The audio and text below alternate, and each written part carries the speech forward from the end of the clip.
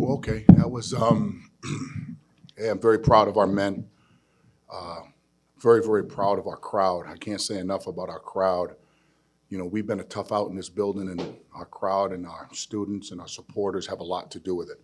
The energy and passion, just a great college basketball game, high-level college basketball game.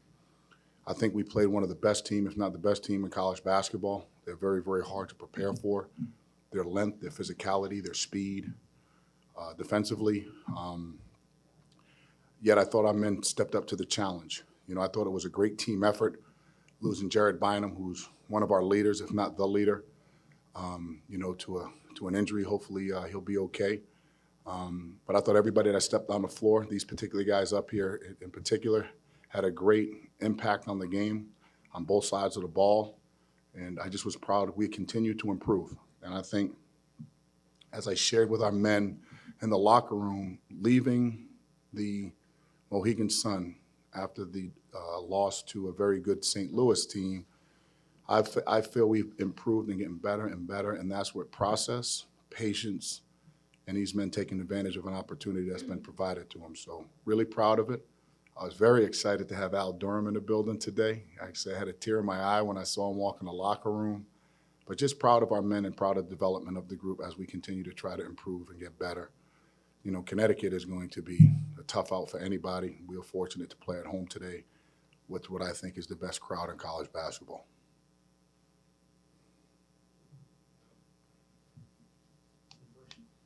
I'd love to go home because it's late-ish. You held them like 21 points below their regular scoring average. Again, was it just the physicality of it? You didn't give them any good looks? Well, you know, Big East basketball, conference play, you have two teams that are coached, that coach defense. Our players did a great job following the scouting report. I thought Coach Blaney's scouting report was spot on.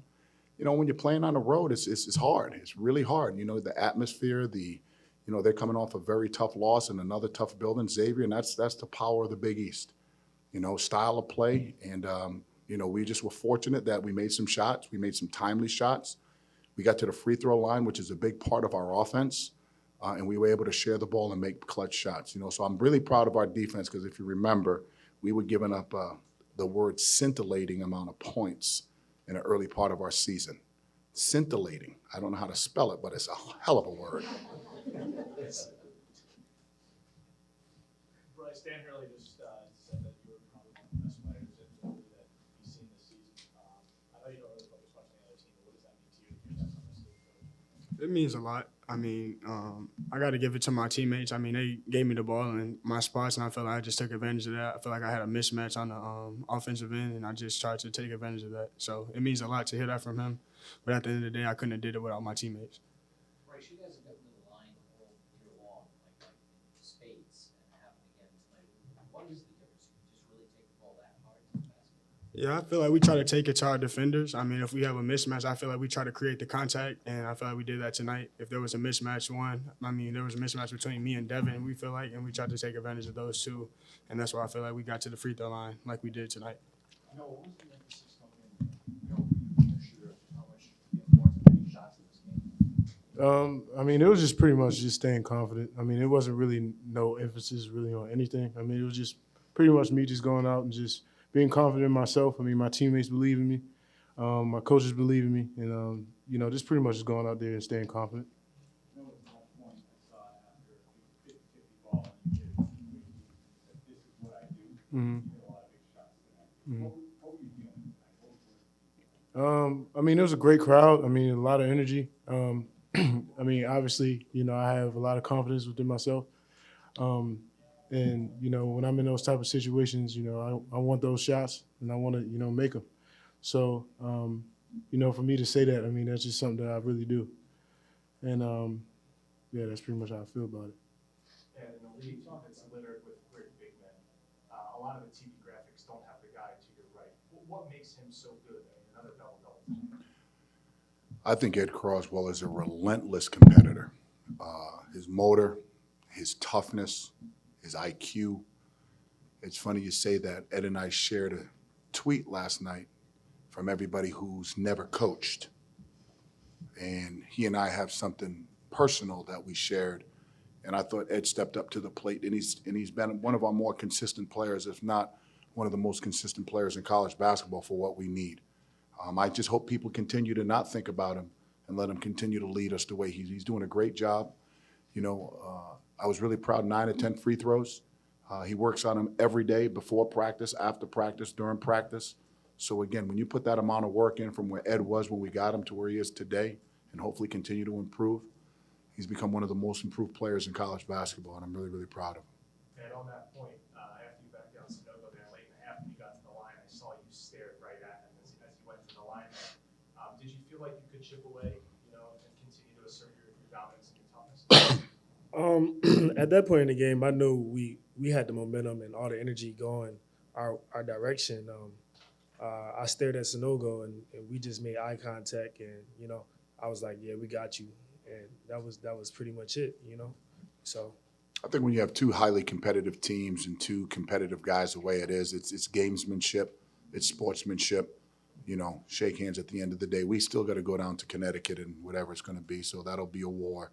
But anytime in these games like this, they're going to be hostile. It's going to be, you know, a lot of emotion. So, you know, I was proud of our guys and how we held our composure. And was there any hope for Jared at all in the second half? No, he wasn't doing well. You know, we're always going to protect the safety of our student athletes. We'll talk with our medical staff. I don't know, you know, it's something going on in there. He couldn't play. You know, he was having a tough time breathing. But also to the group, you know, not showing any panic or anything like that. Obviously, losing such a key cog like that, what does it say about the group to kind of go forward like they did?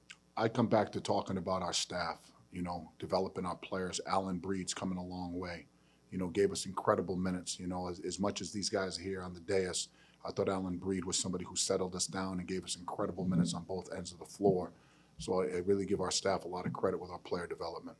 And to play the last 30 minutes without Jared and only finish with 10 turnovers in the game, how much do you emphasize ball security coming in?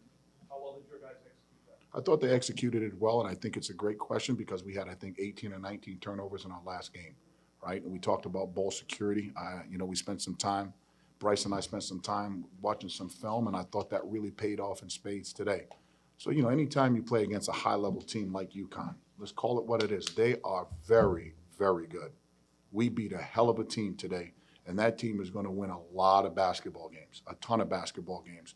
And what Danny's done with that program and how far they've come and where they're at, you know, they're going to have to get accustomed to playing in front of crowds like this because it's a credit to him building that program the way it is right now. When you have a juggernaut like that, people are going to be excited for their team to play against you. So it's a credit to what Danny and his staff have done. And 13 rebounds tonight, that's your season high. What were you seeing out there in terms of their honestly, we were playing.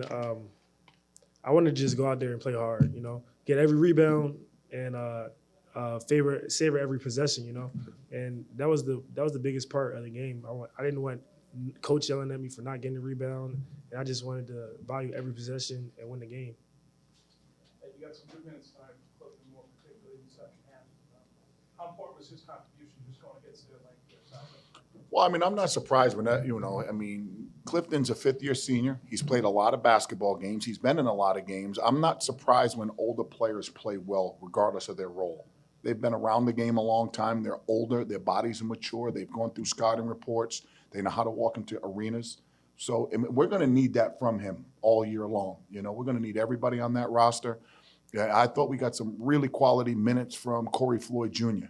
A lot of quality minutes. Made a big three in that half, in the first half, and then his physicality defensively continued to play into the identity of which Providence College wants to play. Physical, connected, and prideful. For someone backing up Ed, if you could bottle the offensive rebound he had late and kick out to Noah to free up, imagine you want to see that. I do. I mean, I like when Noah shoots the ball because I always think it's going in. I love offensive rebounds. I was proud that we were able to win I believe we won the rebounding battle today against a team that is notoriously known. You know, in the first half, they crushed us on the offensive glass, you know, but I was proud of our defense. We knuckled up today. It was a knuckle-up game. This wasn't a game if you were young and immature and emotional, you wasn't going to be able to play in this game. Today was this was a big boy game today. You couldn't be a baby in this. If it was, you were going to get a bottle and sit down. One more question. Interactive as always with fans. I don't think I've seen you smile bigger than the turnaround. You get them. Yeah, I mean, that's just something you got to feel the building. You don't even know you're doing it. You know when your men need it, and you know when you need energy in the building. I appreciate the crowd reacting to our players and to the staff. That's why they're here. We need them that loud because I know when we go on the road, it's going to be brutal. So I'm going to appreciate our crowd every single day. When you get off of 95, you're probably down 6 or 7 when you got a crowd like that. So that's the truth for everybody that's never played in front of somebody like that. Literally, that's how important a home court advantage is. And I'm pretty sure when we get down to Gamble, we're already down 11. Happy New Year.